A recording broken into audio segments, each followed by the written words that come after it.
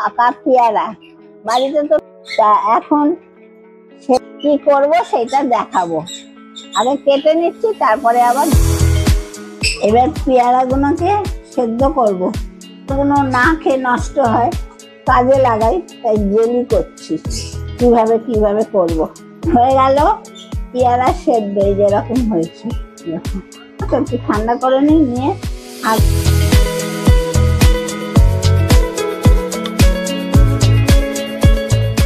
এবার ছাঁকা হচ্ছে, এটাকে ছাঁকছি।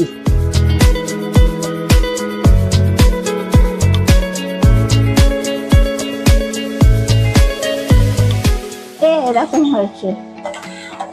এবার কড়া বসিয়ে দিয়ে ওইগুলো সেরকম ছেঁকে গুঁড়ো না থাকে আমার, গুঁড়েছি, সেই গুঁড়ো চিনিটা দেবো, তাহলে ভালো।